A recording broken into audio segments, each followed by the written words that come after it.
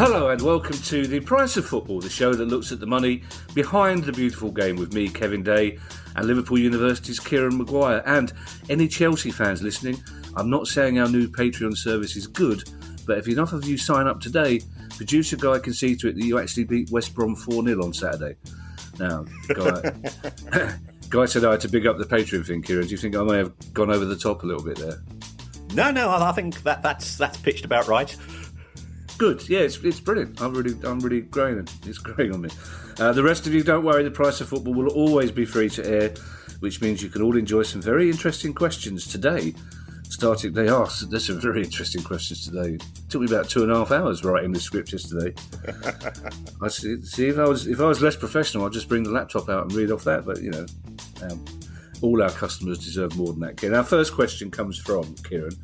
Michael Short. Happy Easter, by the way, old chap. It's Sunday, isn't it? So we might as well acknowledge that. Happy Easter. It is. It is always a special time. As Manchester University's 1981 Cadbury cream egg eating champion, I always look forward to this time of year. Wow, really? I wasn't expecting that as an outcome of a half forgotten Happy Easter, which I should have said at the start. How many Cadbury cream eggs did you eat?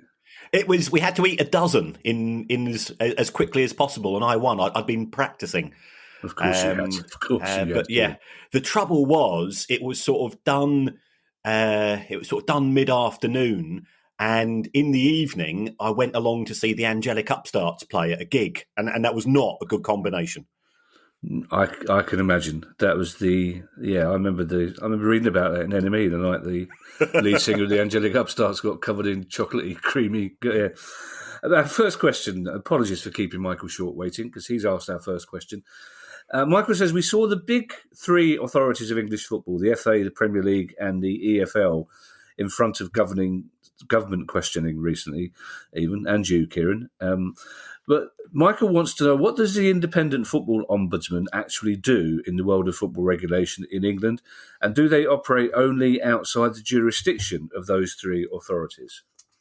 Well, the Independent Ombudsman is part of the customer relations element of football. It's effectively funded by the FA, the Premier League, and the EFL. And its aim is to deal with customer issues, is the official word, in respect of complaints from either individuals or groups. Now, all clubs are supposed to have a fans charter, which sets out the complaints procedure if you have a dispute with the club. And in theory, all disputes should be resolved within 6 weeks. Come to some form of solution and move on. Now, if that doesn't arise, then either the individual fan or the group of fans who are unhappy about a particular issue, they can apply to the Independent Ombudsman as sort of an ACAS. And this is to prevent things going down the legal route. It's a bit like some of the procedures that the football authorities themselves have in terms of sports resolutions, which is the sort of the legal diversion to prevent things ending up in court. And then things are supposed to progress from that. So it's actually been running since 2007. Until recently, I was unaware of its existence, and I think most fans are.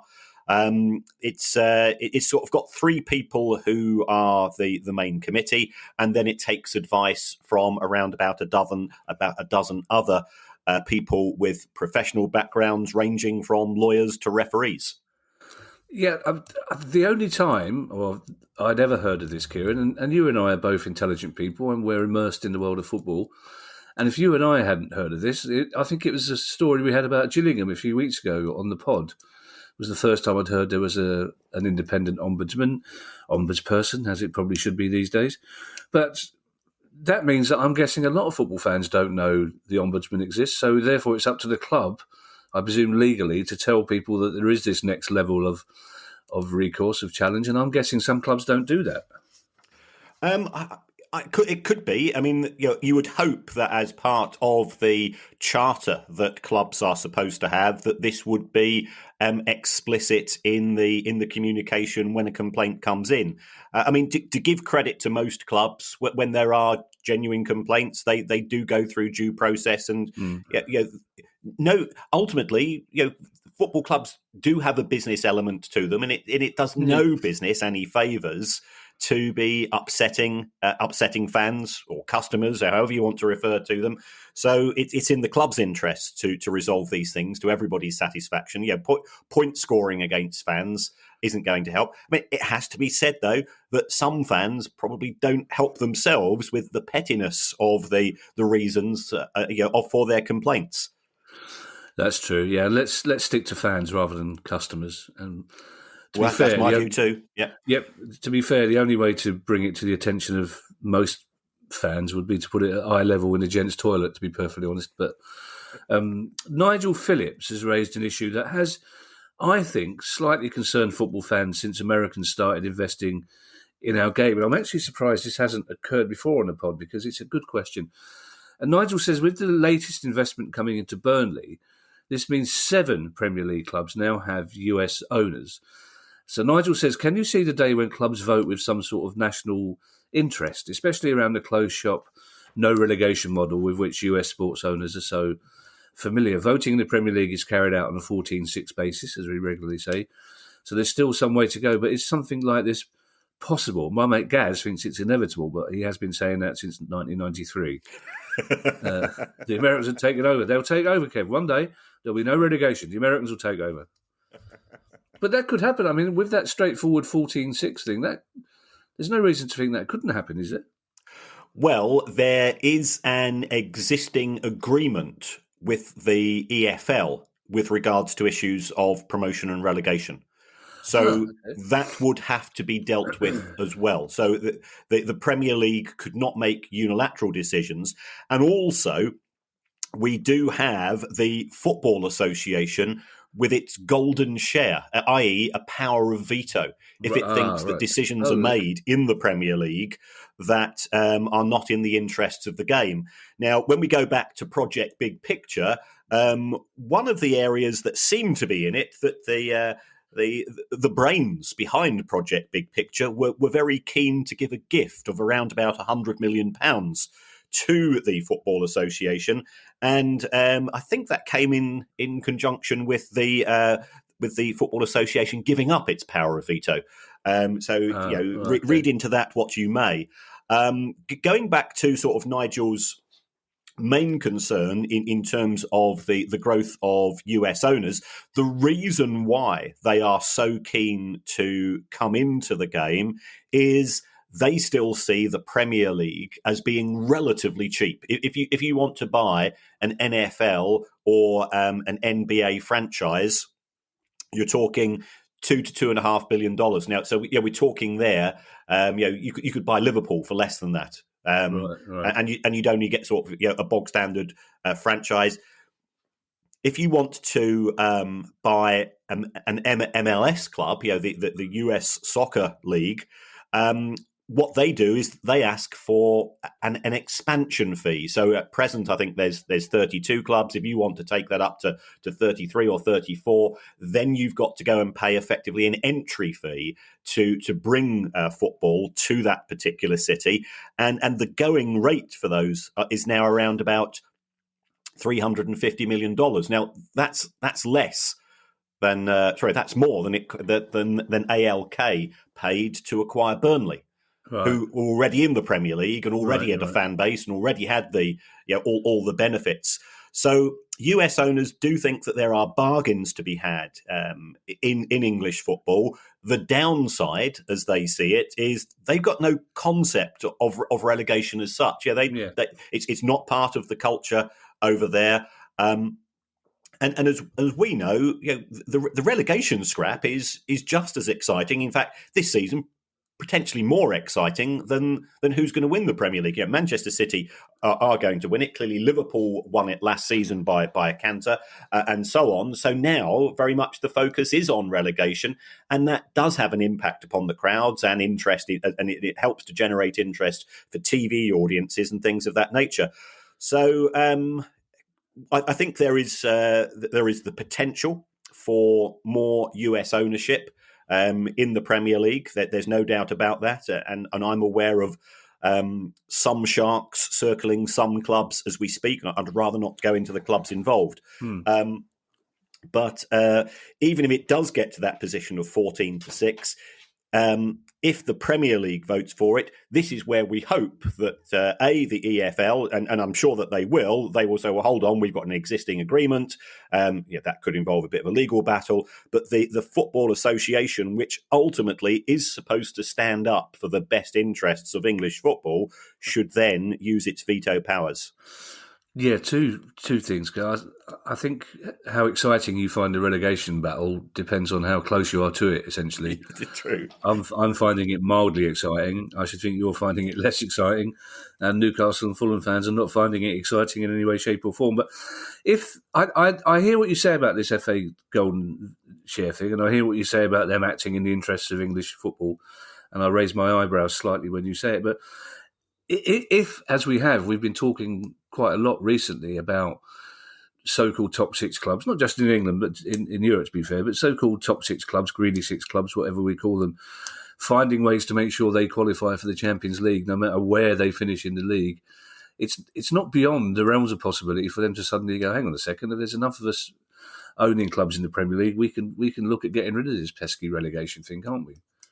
Oh, there is no doubt about it. I mean, part of Project Big Picture was that only 2 clubs were going to be definitely relegated from the Premier League, and the side finishing third bottom would go into the playoffs with the clubs finishing third, fourth and fifth in the Championship. So the direction of travel is already very clear as to what the G6 want.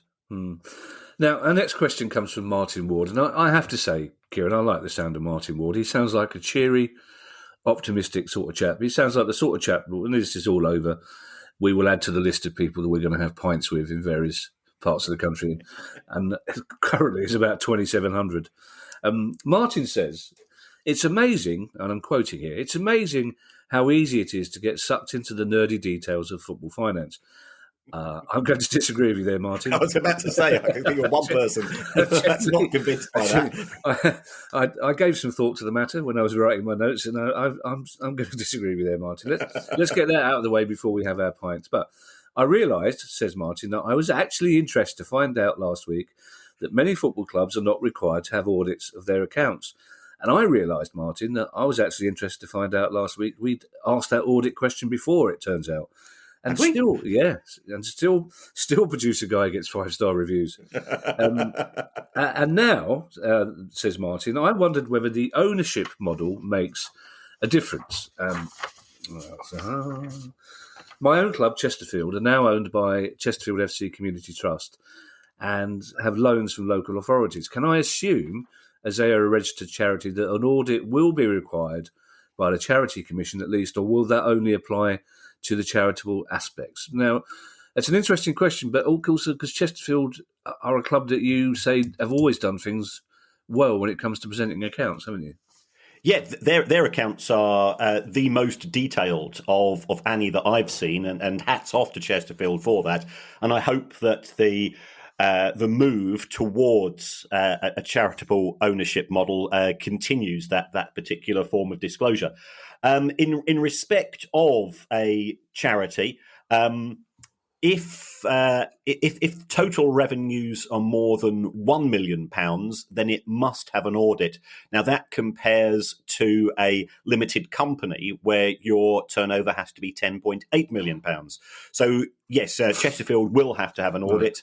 And fair play to them. And I think it is absolutely essential, I think, for charities to go down this particular route if they want to have credibility, because you do see crowdfunding things and of that nature where people are saying this is all going for a good cause and people give money, and you just want to make sure that is ending up in the hands of those that need it.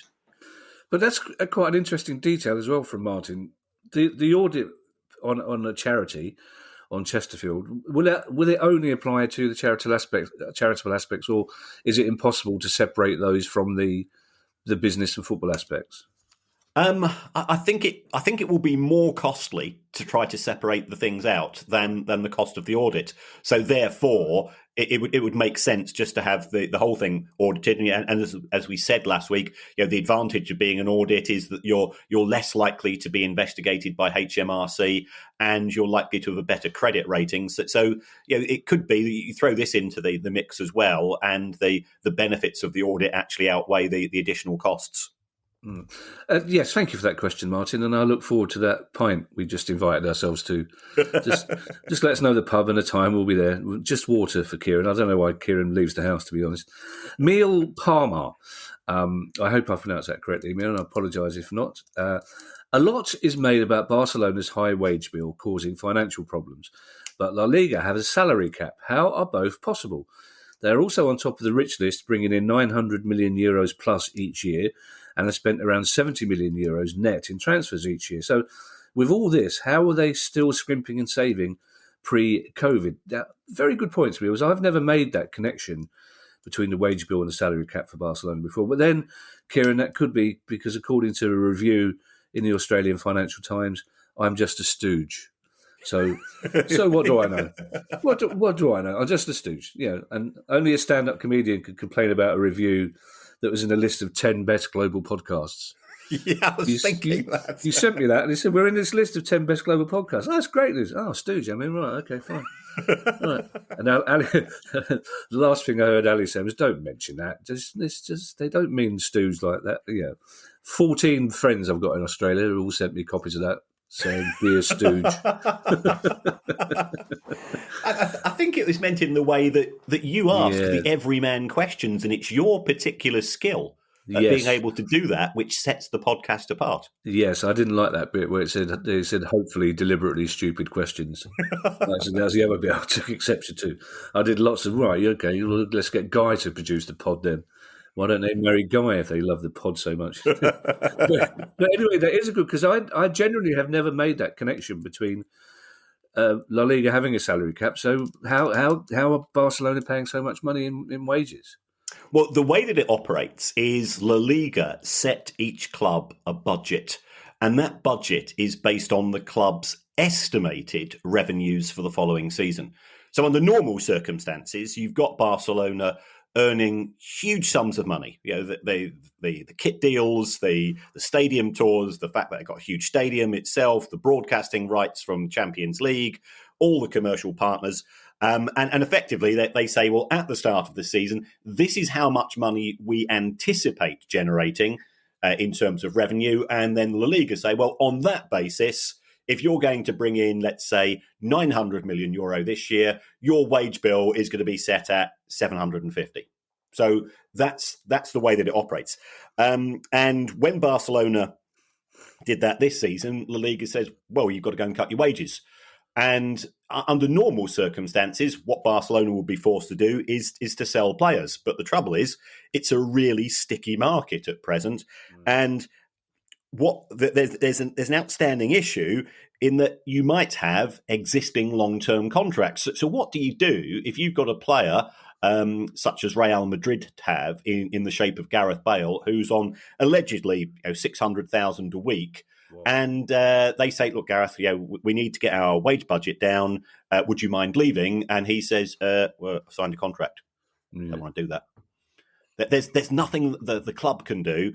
So it means that they end up exceeding the budget, and they're put under more pressure from La Liga. Now, is La Liga going to sanction Barcelona or Real Madrid? No, it's not. So it's really a sort of a direction of travel issue more than anything else.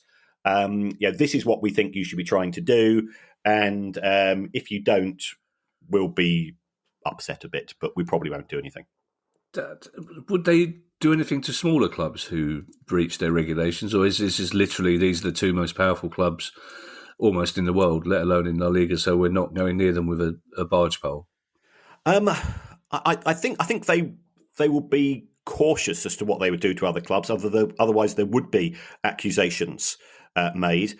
There could be some sanctions in terms of transfer bans and things of that nature domestically. I'm not quite sure. I mean, I've looked at the rules, and they do appear to be quite long-winded, and B, Spanish. So neither of which is an area of my knowledge really. But I mean, I think the other thing in terms of a budget, it's a bit like you or I going to our bank manager, and the bank manager says, "Well, looking at what you've earned last year and your projection for bookings for and work commitments for the next 12 months, this is how much income you've got coming in. So therefore, this is the amount of money I recommend that you spend each month. And if you don't do that, well, don't expect me to lend to you. So it's going to be difficult especially for the smaller clubs to borrow money if they're exceeding their budgets, because nobody in their right minds is going to lend to them. Again, two things, Kieran. I'm minded to say that Swiss Ramble would have learnt Spanish. Oh, he does. He's learnt these languages, has he? Yeah. He speaks 4 languages. Does he? He is the governor. He is. I am merely the mini me to his Dr. Evil of football finance, as far as I'm concerned. Kieran, how does that make me feel now? I'm the stooge to mini me now. I'm not even stooge. I'm not even Dr. Evil's stooge. I'm mini me. And secondly, COVID, Kieran, is that going to be a get-out card for the next 5, 10, 15 years for clubs like Barcelona who are going to say, or Real Madrid who are going to say, well, we made these decisions, we signed these players before the pandemic, you can't possibly hold us to account for breaches of these rules now? I mean, because it seems to me that it is a very easy get-out card in future, isn't it? Yes, I think until we return to an environment of full attendances at games, then there will be allowances made for contracts signed pre-COVID. When in terms of the likes of Real Madrid and Barcelona, what La Liga will be able to do is to say, well, you cannot sign player X. So in terms of players coming in, they won't be able to sign them because they're spending too much on existing contracts, and whether there will be flexibility there, we'll have to wait and see, because Tebas, who is effectively the head of La Liga, he is very political, and he is the king of whataboutery, the king of Spain in whataboutery. His obsession with clubs from other countries, because he's trying to fight for Barcelona and Real Madrid as often as he can. I think even Swiss Ramble would struggle to translate whataboutery into Spanish. Now, Alan Anderson has a new and very interesting angle, I think, on our regular talks about club accounts. And Alan says if League One and Two clubs have not published their financial reports in the past year or two, should they be entitled to any EFL bailout funds? Well, if I was in charge, no. But I'm not. Remember, it's the clubs that are in charge of the EFL, not the other way around. And I think that's a common misconception. Any recommendations, any decisions made by the EFL ultimately are on the basis of this has already been approved in a vote by EFL clubs themselves. So, if we go back to the squad salary cap, if we go back to the £39 million loss allowance for clubs in the Championship, those decisions have all been voted in favour by the EFL clubs themselves. Therefore, in respect of the bailout funds, it would require a 2/3 majority of clubs to say, well, if you not publish the accounts, you're getting no money. Now, from a perspective of self-interest, some clubs might say, well, we don't want to be bullied. We don't want to go. We're not being told to publish our accounts by anybody. It is a legal requirement to do so. But if you're Derby County, you just go law schmore. I'm not asked by it. I'll just pay the fine and get on with it. And that is the attitude of some of the clubs, unfortunately. So I think would act as a very good incentive. Certainly, if I was the Premier League, and remember, it is the Premier League that has given these grants, these grants of £50 million to clubs in Leagues 1 and 2, I would have said as a condition that the clubs would have had to have all of their accounts out for 2019. To be fair to the clubs in Leagues 1 and 2, they have been fine with regards to that. It tends to be clubs in the Championship who are a bit more awkward when it comes to publication. I wonder why that might be. We might find out in this next question in a roundabout way. And our next question comes from Andrew Storm, which is I'm sure what a name. I'm sure he's never tired of being told what a brilliant name. I was going to ask him if he was any relation to a chap I know called Johnny Storm, but then Ali reminded me that Johnny Storm was a made up name. Because so the chances are that he probably isn't, unless Andrew Storm is also related to a chap called Horatio Smith.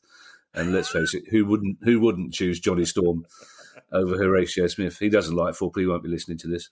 Andrew Storm has asked a question that I'm actually very intrigued about your reply. What triggers an EFL investigation into the finances of a particular club? Now, Kieran, I often worry that it's listening to this pod. I'm worried that the EFL will be at home going, have you heard that Kieran Maguire and his stooge banging on about Derby County buying their own ground? We better investigate. Cut to us saying our next story is the EFL investigating Derby County. Apologies to panicking Derby fans who turned on halfway through that sentence. It's not happening, but I think it's a very good question. Are there a set of parameters that trigger an investigation, or is it simply somebody sidling up to them outside company's house, somebody 6'3", saying sidling up to them outside company's house saying, you might like to have a look at these accounts? There's a variety of issues. My understanding is that listening to this podcast is in fact a sackable offence at the EFL.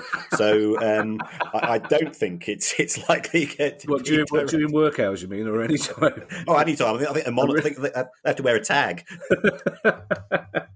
He really doesn't like you, does he? No.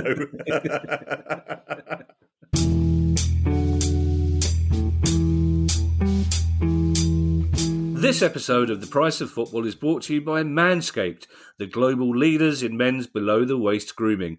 Manscaped offers precision-engineered tools for your family jewels and is now available in the USA, Canada, the UK, Australia, New Zealand and the EU, so we can all be tidy together, Kieran. Yes. And did you know that every hour somebody's diagnosed with testicular cancer? So this is a reminder to all of the men listening to check yourself before you wreck yourself. To help reduce that figure, Manscaped has partnered with the Testicular Cancer Society to spread awareness for men's health and early cancer detection as part of their We Save Balls initiative. So whilst you're down there cleaning up your sack, why not go down and give them a little investigation for lumps, changes in size or any pain? And if you feel out of the ordinary, give your doctor a call. You can get 20% off and free shipping with code PRICEOFFOOTBALL at manscaped.com. That's 20% off and free shipping with code PRICEOFFOOTBALL, all in capitals, at manscaped.com. Your balls will thank you.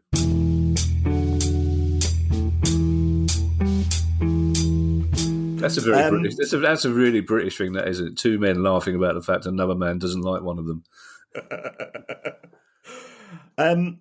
An EFL investigation can come from a variety of sources. First of all, the clubs have to send in budgets at the start of each season, and this allows the EFL to determine whether or not effectively they've got the equivalent of a traffic light system. Right. If a club's just had two really good financial years and it sends in its budget and everything looks hunky dory, they're probably not going to do too much. If they are fairly close to the financial fair play limits, or profitability and sustainability limits, as I should officially call them, then they're going to be possibly monitoring the club's wage bill on a month-by-month basis. They can get access to things of that nature.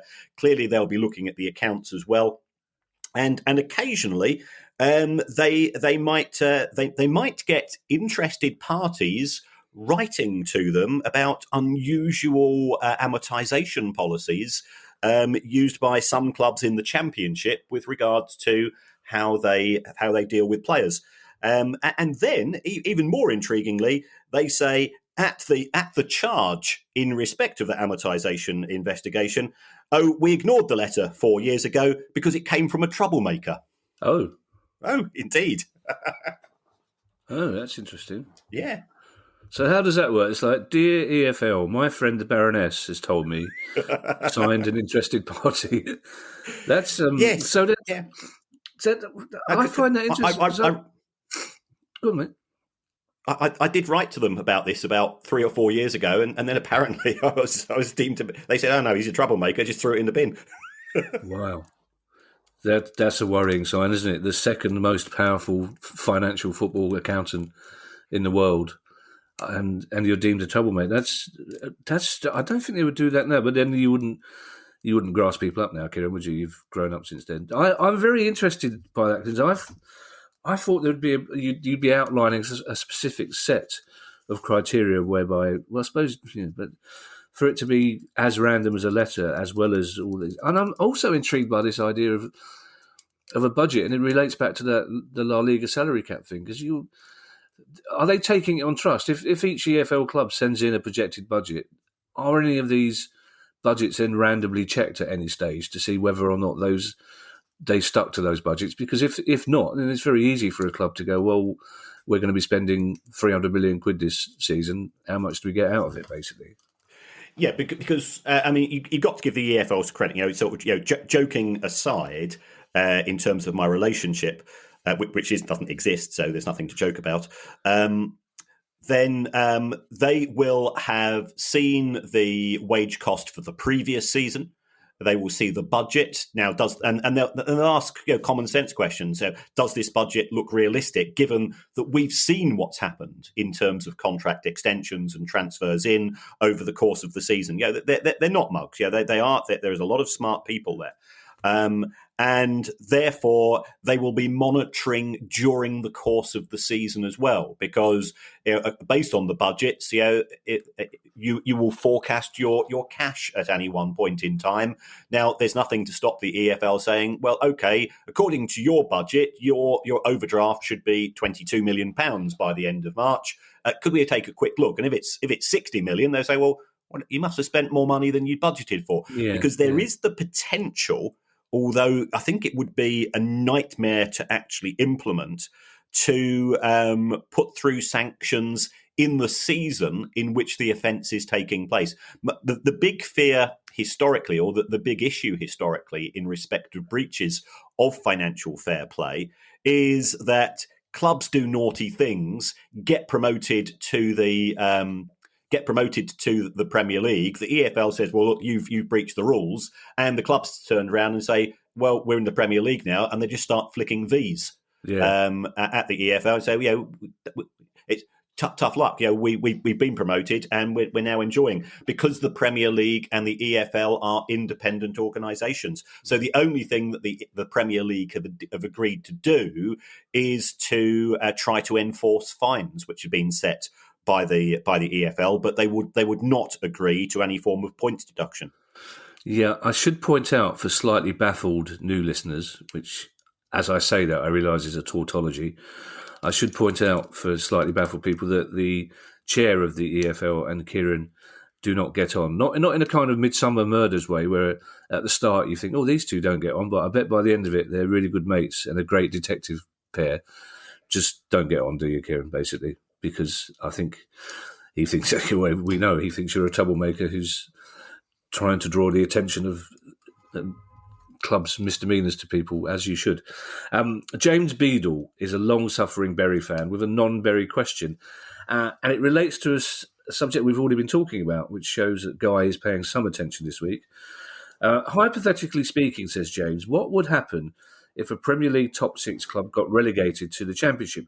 How long could they survive on a second-tier budget, and how much would have to be trimmed from the budget in order to survive? And I was trying to think the last two big clubs. I suppose Newcastle, but I'm thinking Man United back in the 70s and Tottenham back in the 70s were probably the last time huge clubs got relegated, Kieran. So it is hypothetical, but it's a good question, isn't it? Yeah, and I can remember Chelsea being in the second tier. Yeah. Because I remember when we got relegated in '83, our first home match the following season was against Chelsea. And, of course, they all come down on the Friday night, and it's a very lively weekend. And what the police did, they got about 200 Chelsea fans. And this was another time, I think is the official phrase to describe this. And they got 200 Chelsea fans, and they locked them in underneath the road that goes by the coast. So there's two gates on either side, and there's a walkway underneath the coastal road, and they just got all these Chelsea fans and lobbed them in together. And this was about midnight. So I just hate to think of the smell the following morning, because it's fair to say, stuff was consumed. Drinks were drunk. It must have been an absolute nightmare. And then they proceeded to beat us 2-1. Kerry Dixon scored twice, and to celebrate, they went and ran on the pitch and ripped up knocked down the crossbars and generally acted like 80s scamps, I think is the official phrase. Can I just say, Kieran, that's a very Sussex response to 200 people being illegally incarcerated in a shed underneath a road in Sussex. The smell, darling, must have been awful. Yeah, speaking of which, your stall ball, I don't know, that led to quite some response. Apparently, it's played in the village in Derbyshire as well. Who knew that? All right, well, we'll have to arrange a county championship on that basis. Yeah, you say we, Kieran. That's. I'll be there. It's fine. Unfortunately, there's a lockdown at the moment, Kieran, and I'm fairly certain Boris Johnson specifically said stall ball will be the last thing that's released to the public. But anyway, James Beadle's question, which is an interesting question. Yes. So, right. So we're back to the G6, and what would happen if one of those clubs was relegated? At present, they earn, on average, £350 million more than the other clubs in the Premier League. So if they were to drop down into the Championship, to give some form of context, the average wage of a single player of a G6 team is the equivalent of the total TV money earned by EFL Championship clubs. So wow.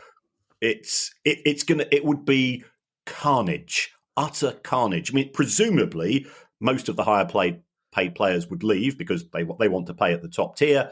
I suspect, Manchester United wouldn't insult their players by having relegation clauses. So, no, and also the players, the likes of Paul Pogba, he says, "Well, I'm not signing one of those. I'm Paul Pogba." So it would be a huge financial burden. They, presumably, of course, if they'd been relegated, they wouldn't be in European competition, so they would lose the benefits of that. They would lose the benefits of 140, 150 million pounds worth of TV money. It could be that there will be clauses in front of shirt deals that would kick in and things of this nature. So it would be financial Armageddon. Chelsea would be okay because Roman Abramovich would sort of just sell another couple of paintings and cover those losses. But I think for the other clubs, it would be quite an unpleasant experience. But they would still sell out every week. They'd still sell Anfield out and Old Trafford out every week. And I'm sure they would come up with other ways of making money. 60,000 were on loan to the Championship for a season type T-shirt. So they'd be all right for a season or two, wouldn't they? I mean, for a season or two, they'd be absolutely fine. And remember, the first thing that they would do is, if it was Manchester United, well, they've got Marcus Rashford, they've got, they've got Bruno Fernandes. There would be plenty of clubs interested in buying them who would still pay top dollar. So I think for the first couple of seasons, everything's okay. As the parachute payments start to taper away, then it would be more challenging. But then, that's the purpose of parachute payments. It's to give clubs a breathing space so that they can acclimatise to life without the benefits of being in the Premier League. Now, our next question, Kieran, comes from Joshua Selig, who's a long-time listener. Hello, Joshua. Now, he has a question which relates to Scottish football, which I'm going to ask, but I'm also going to make a note to ask Neil Doncaster about this, because on our next pod we have I don't like to call him Supremo, but he's the head of Scottish football, essentially. So we're having a Scottish football special on our next pod. And I'm going to put this point to him because I think it's a an interesting one. As Joshua says, with Brexit and the increasing likelihood that Scottish football could be used as a youth recruitment area by the English Premier League, do you think it's possible that someone could purchase a Scottish club to assist in youth recruitment, such as the City Football Group or Red Bull? And if so, which clubs would make good candidates? Kieran, I'm going to suggest you don't answer the second bit of that question to avoid. I'd just say all of them. Every Scottish club would be an ideal candidate. As an angry Scottish fan, revving his motorbike up as we speak. Yes, I thought let's come through your window there. Yeah, it's close enough. He's delivering the ball for my stall ball practice this afternoon. But it's an interesting question because, again, the whole City Football Group, Red Bull, is a subject that our listeners return to again and again, and they always find different angles for it. But it's clearly something that is bothering football fans, this whole owning lots of football clubs. And is this something that could happen, do you think? I'm not convinced that Scotland would be an ideal place for a multi-club environment on the back of Brexit. And the benefits of owning a club in the EU, if you already own a Premier League club or something of that nature, is that if clubs are in the EU, a Belgian club can sign a player from Italy or Germany who is 16 or 17.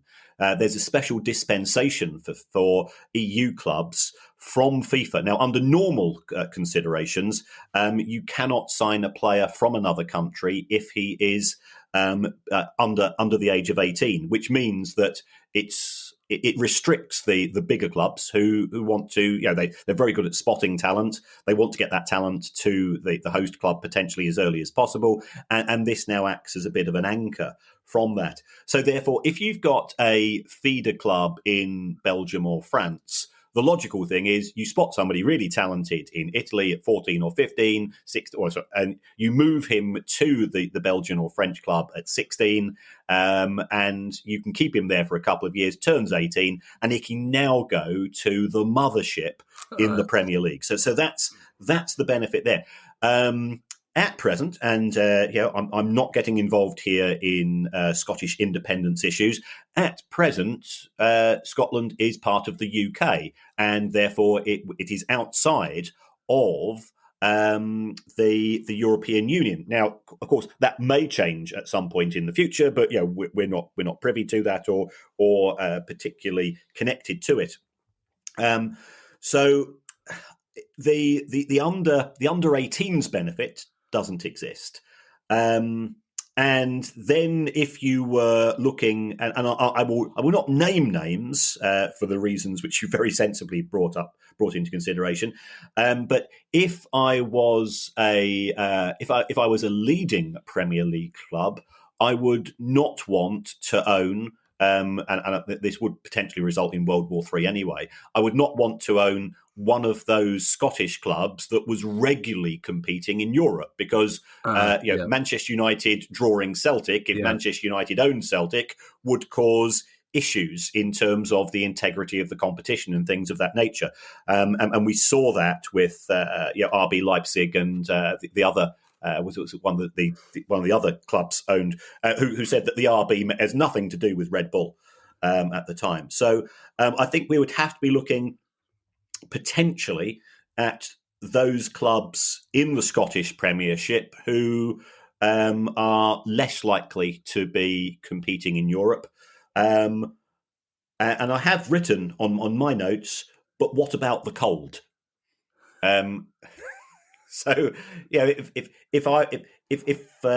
you do have a feeder club in Scotland and you're trying to attract players who are 16, 17, 18, let's assuming that if Scotland was outside or was inside the EU and therefore has the benefits of other EU countries, would you want to move to Arbroath at the age of 16? Because I've been invited to Arbroath on one of our many invites that we get on the show, and I said, "Oh, really looking forward to that." I'll probably wait to one of the games in the spring, perhaps, before ever making that journey, and they replied that won't make any difference in terms of how cold it is. So I think that's something to bear in mind if you are thinking of a feeder club in Scotland.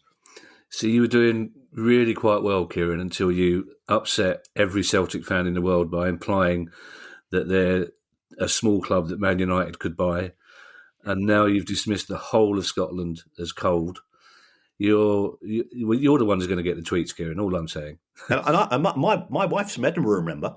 I do remember, yeah, of course I do, yeah. It was North England, as a lot of Scottish people call it. Now, so now I'm going to see what I did there, Kieran. I threw myself in front of a speeding train for you, so I get the tweets. Thank you. I also like the fact the way you say things so knowledgeably, Kieran, that when you say at present Scotland is part of the UK, I immediately think at present. What does he know? Okay, right. I'll be going into Ali, getting my Easter egg and going, Kieran says it's only at present that Scotland's part of the UK. Oh, what Easter egg have you got? Well, I've been dropping heavy hints about this one for quite some time, and Ali was furious because she forgot that I've been dropping heavy hints. I can't say this on air, Kieran, but Markson's, we've had a slight issue because it turns out that Ali loves a dark chocolate mint Easter egg. Right. And yes. Every year I buy Ali a dark chocolate mint Easter egg, and we do a little thing like, I didn't know you like those, darling, and she laughs. And I bowled down to the shop that sells the dark chocolate mint Easter eggs, only to find it's gone. And it's now a Planet Organic to make things even worse. And could I buy, in the current circumstance, even in Balham and Clapham, I could not find dark chocolate mint Easter eggs. So I had to buy 3 separate bars of posh mint and then pretend that's what I was doing all along. Anyway, I've been dropping heavy hints since about November because I'm a sucker for an advertising campaign. I literally, if Marks and Spencer's advertise something on telly, no matter what time of night it is, I have to find an open Marks and Spencer's, and they've got these blonde Easter eggs. Blonde Easter eggs, Kieran. Yes, they're a sort of darker, slightly less sweet white chocolate. I'll tell you what, Kieran, let's save this discussion for yes, the Patreon. Sure. Let's promise the Patreons that they can have an email about Easter eggs. And we'll move on to a question, a proper accounting question from Reece Carpenter. Again, we've had all the questions this week have thrown interesting new angles on a lot of subjects that we've talked about before. But Reece Carpenter says, there's been some discussion on the podcast recently about clubs using loans with an obligation to buy more often in order to defer costs in future years, or into future years, I should say. If it is a certain future obligation, why are clubs allowed to treat this differently to a normal permanent transfer and defer costs in the accounts that would otherwise be incurred straight away? Yeah, I think this is from a nerd's point of view. This is really fascinating, and I'm a nerd. So, if the obligation to buy is unconditional, then, in my opinion, what we would do is we would apply the principle of substance over form. And substance over form says if it looks like a duck, if it swims like a duck, if it quacks like a duck, and if its name is Donald, you can't call it a giraffe. Even if it's legally got a birth certificate which says it's a giraffe. And this really upsets lawyers because we say, what's the economic, what's the commercial nature of this transaction? You ignore the legal position. So if it is genuinely unconditional, then I think you would have to recognise the full cost immediately. Although, there's one thing which is being ignored here, is the player committed to the contract. Yeah. So you could argue that transferring the player's registration, that could be more complicated. But if we have a conditional, and I think this is more likely to be the existence, if you've got a conditional obligation to buy, it's normally linked to something such as promotion. So if we look at the position of Jean-Kevin Agustin, who went from Leipzig to Leeds United, that was linked to Leeds being promoted to the Premier League by the 30th of June 2020. That was, yes. And that's still ongoing.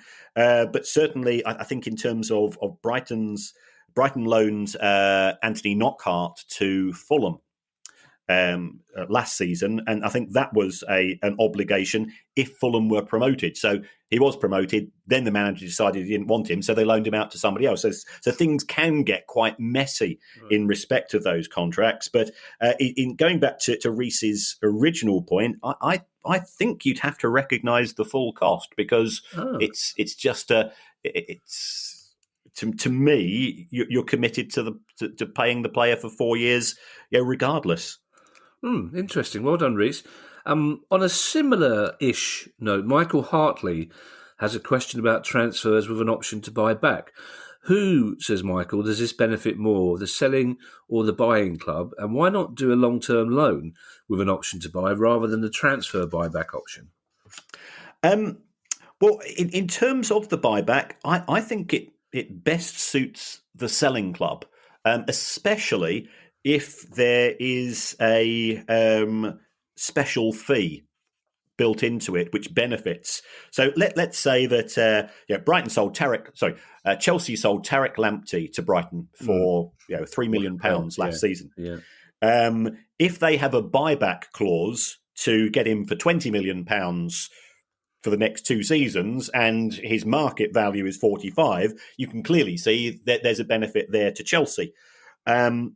The trouble is, if a player wants to go, he could say, well, I'm not particularly bothered about the deal. And it could be that the buying club says, well, we're not particularly happy about that deal, so we'll wait for his contract to expire at the end of June, and Chelsea will end up getting nothing.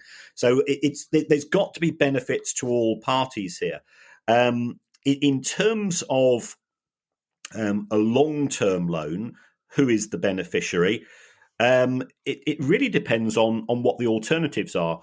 We have seen, I think Chelsea have been quite spectacular at putting players on 2-year loans to clubs in Europe. Normally, where they've signed somebody, it's very quickly realised that it's not worked out.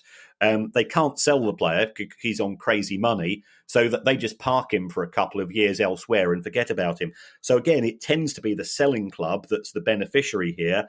And also, if you've got somebody out on loan, you don't have to recognise the loss on the... if you sold him, if you sold him at loss, you wouldn't have to recognise that in the accounts immediately. So it kicks that particular can down the road. Okay, our next question starts with a cheery, hello, it's Akudinobi Kazarachi from Nigeria again. Hello, Akudinobi. Akudinobi says, you did a fine job pronouncing my name last time.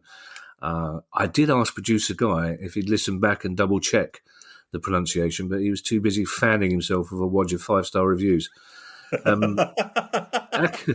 Akudinobi says, I'm a big fan of women's football, so I'd like to know if there's any financial reason for the UEFA Women's Champions League having to play a straight knockout tournament starting from a round of 32, when a group stage would mean more matches, more money, more publicity, more exposure, etc. That's a very good question. It is. I think the reason for that is at present, the Women's Champions League has not reached a tipping point in terms of popularity. If you think about any football tournament, you're looking at three income streams. The broadcast revenues, the match day ticket sales, and the commercial revenues. Now, if we take a look at last year, Glasgow City... They qualified for the Women's Champions League, and at one point, and there were COVID issues arising at one point, they said, well, we cannot afford to continue in the competition, because remember, if you have 3 group games, that means you've got to travel to 3 different venues. You've got the flight cost, the accommodation cost, and all of these things, and the crowds are not bringing in huge amounts of money. So actually, the clubs would be losing money each time. And it was only due to the generosity of I think it's a Hearts fan called James Anderson. He gave Glasgow City, I think he gave them $100,000 to say, no, you should. I think it's absolutely fantastic that a Scottish team has made this progress in the competition. I'm going to underwrite the costs of you competing for as far as you can. So that's my view. Whereas if you take a look at the Men's Champions League, whilst on a personal level, I find the matches incredibly tedious. They do seem to generate good levels of interest from TV audiences, so they've got the lucrative nature of the broadcast revenues. They still tend to sell out quite well. Certainly when the hosts are Premier League clubs. Yeah, fair point. And I've seen Barcelona play at the Etihad and Bayern play at Anfield and so on, and they are quite good occasions, especially when the away fans are German, because they are absolutely superb. They come to Manchester and Liverpool, and German fan culture is one of the things which I'm hugely in admiration of. Their ability to get drunk and sing non-stop whilst keeping a smile on their face, and they like our sense of humour. Yeah, and they also tend to tidy up after themselves as well, which I've found going to games in Germany, which I really like. So that's the reason. It's interesting because I don't think it can be that far away, that tipping point, can it? Just in terms of the size of the women's game, I would have thought. Anyway, yeah. Our last inquiry comes from Andy Porthery, and Andy says, "I have a question for Kevin. Brackets, only joking. It's obviously for Kieran, but I thought I'd tickle Kevin's ego. I have no ego left, Andy. There's nothing. There's a dry husk where my ego used to be." The Australian Financial Times has a lot to answer for. It certainly has. Is it pink, the Australian Financial? Never mind. Let's not go there. Andy Palfrey. His question is, again, it's another different angle on a sort of well-trodden path. Andy says, I know there are checks on potential new owners of football clubs, but could an individual acquire a club to get control of the company that owns the club, or vice versa? So if Mike Ashley created a company that owns Newcastle, could he then sell the whole lot without the buyer getting the club being vetted by the Premier League? Is that a loophole? No, unfortunately not. Mike Ashley already does own a company that owns Newcastle United. But because what the Premier League will do, and this is, I think the legal term is lifting the veil, which isn't as saucy as it sounds, unfortunately.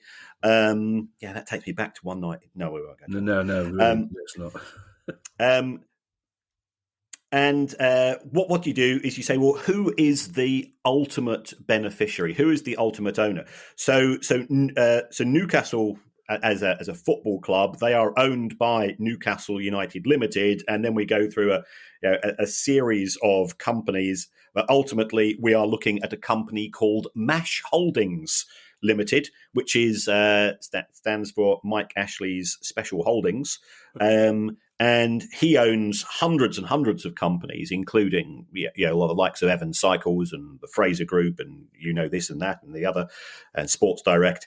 And what either the Premier League or the EFL would do is that they would try to determine who is the ultimate person making decisions, and this appears to be the crux of the matter in relation to the Saudi Arabian PIF bid to acquire Newcastle, is that the Premier League said, well, we can't quite work out who is in charge of the PIF, and until you can give us a person who is ultimately responsible, we are not in a position to approve the takeover. This has upset the people at PIF. This has clearly upset Newcastle United fans.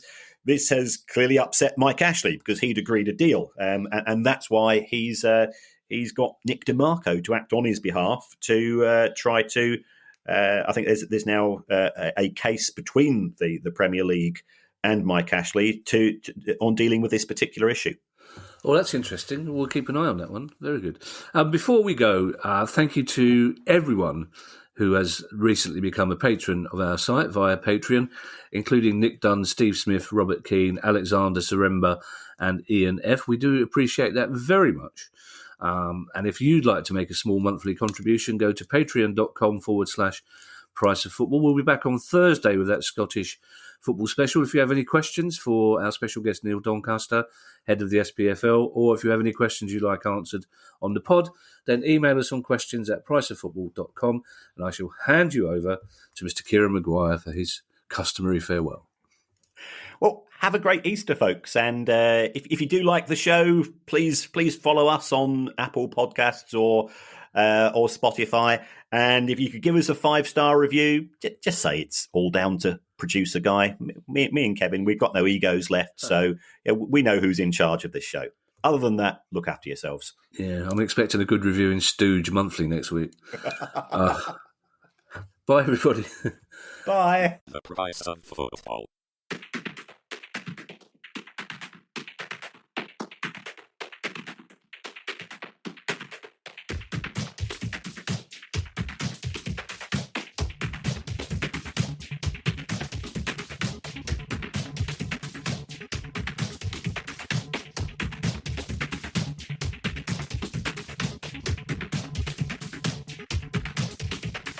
The price of football.